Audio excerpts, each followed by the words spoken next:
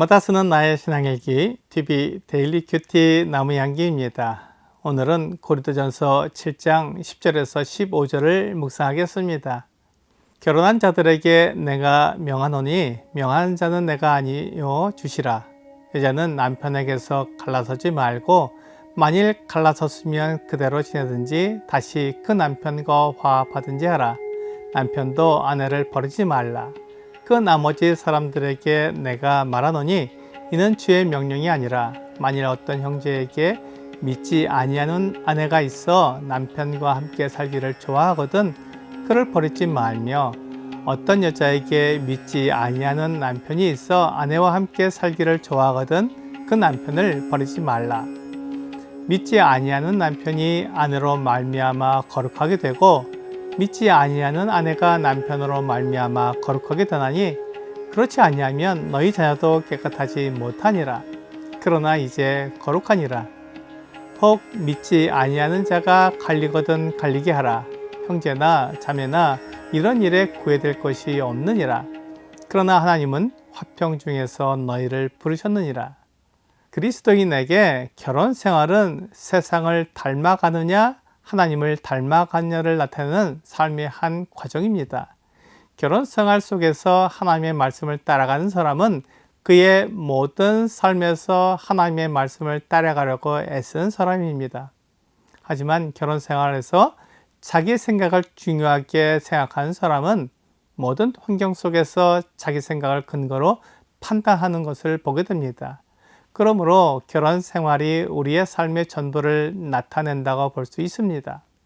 바울은 고린도 교회 성도들에게 그들의 삶을 결정할 때 주님의 말씀을 기준으로 결정하라고 명령하고 있습니다. 첫째로 결혼한 자들은 갈라서거나 배우자를 버려서는 안 됩니다.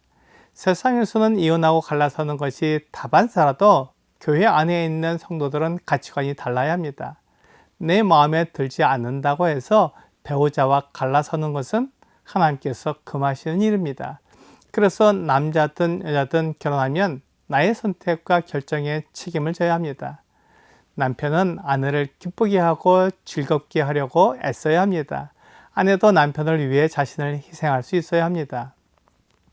결혼은 내가 편하고 즐겁기 위해 하는 것이 아니라 가정을 이루어 하나님께 영광을 돌리기 위해 하는 것입니다. 남편은 아내가 하나님의 말씀에 순종할 수 있도록 아내를 도와줘야 하고 아내는 남편이 하나님을 잘 섬길 수 있도록 도와줘야 합니다. 아내가 남편에게 자신과 가정을 위해 살라고 요구하는 것은 잘못된 것입니다.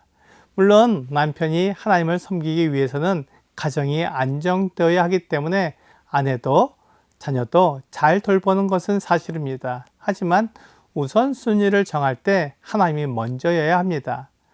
아내나 가족이 하나님보다 먼저라면 우선순위가 잘못된 것입니다.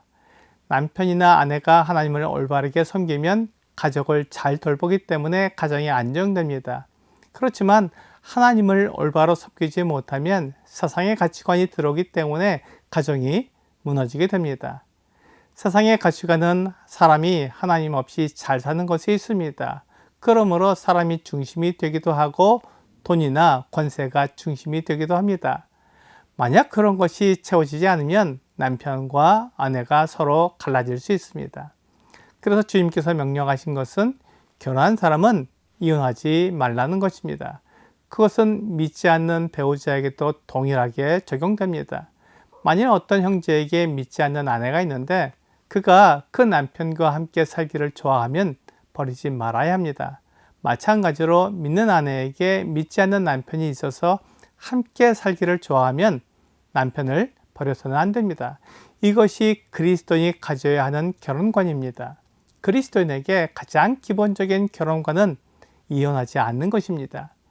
마태복음 19장 4절부터 6절은 예수께서 대답하여 이르시되 사람을 지으신 이가 본래 그들을 남자와 여자로 지으시고 말씀하시기를 그러므로 사람이 그 부모를 떠나서 아내에게 합하여 그 둘이 한 몸이 될지니라 하신 것을 읽지 못하였느냐. 그런즉 이제 둘이 아니요 한 몸이니 그러므로 하나님이 짝지어 주신 것을 사람이 나누지 못할지니라 하시니 라고 말씀하고 있습니다. 주 예수님께서는 남편과 아내가 나누지 못하는 것은 하나님이 그들을 짝지어 주셨기 때문이라고 말씀하고 있습니다. 그 두 사람이 결혼하도록 짝지어 주신 분이 하나님이시기 때문에 헤어질 수 없다는 것입니다. 그럼에도 두 사람이 헤어지는 것은 하나님이 실수하셨다고 말하는 것입니다. 하나님의 신성을 부인하고 하나님의 하나님 되심을 부인하는 것입니다. 그래서 그리스도인의 결혼은 두 사람만 결부되어 있는 것이 아니라 하나님께서 함께 하시기 때문에 결코 가볍게 생각할 수 없습니다. 또한 그 일에는 하나님의 뜻이 들어 있습니다. 믿는 자는 믿지 않는 자와 결혼하지 않습니다. 믿는 자는 믿는 자와 결혼해야 가치관과 신앙관이 같습니다. 결혼 자체가 서로 다른 두 성인이 하나가 되는 것이기 때문에 기질의 차이와 남녀의 차이, 자라온 환경의 차이 때문에 하나가 되기 어려운 시간들이 있습니다. 그렇기 때문에 부부는 가치관과 신앙관이 같아야 하나가 될 수 있습니다. 그것이 다르면 견디기 어려운 시간들을 보내야 합니다. 그런데 결혼한 후에 배우자 중 한 사람이 먼저 믿게 될 수 있습니다. 이때도 믿지 않는 배우자와 헤어지지 말아야 합니다. 남편은 아내에게 믿음의 본이 되어야 합니다. 참된 믿음이 무엇인지, 하나님이 어떤 분인지를 보여줘야 합니다. 그렇게 하면 아내가 남편의 믿음으로 인해 하나님을 알고 믿게 될 수 있습니다. 마찬가지로 아내가 먼저 믿게 되면 그가 바른 믿음을 나타내 남편도 믿음 가운데 들어올 수 있도록 도와줘야 합니다. 그 믿음의 본과 바른 삶은 배우자에게만 영향을 미치는 것이 아니라 자녀에게도, 또한 주변 사람들에게도 믿음의 본을 나타내 그들로 참 하나님을 알고 바른 믿음으로 나오게 해야 합니다. 만일 믿지 않는 배우자가 믿음 때문에 헤어지기를 원한다면 헤어질 수 있습니다. 헤어지려는 이유가 믿음 때문이라면 헤어질 수 있다는 것입니다. 그러나 하나님이 원하시는 것은 헤어지지 않는 것입니다. 오늘의 적용 질문을 보겠습니다. 서로 다른 사람이 한 몸을 이루는 것은 서로 만들어가는 것입니다. 아름다운 부부 관계를 위해 오늘 할 수 있는 것은 무엇이 있을까요? 하나님께서는 부부가 하나가 되기를 원하십니다. 그렇기 위해 같은 믿음을 가져야 합니다.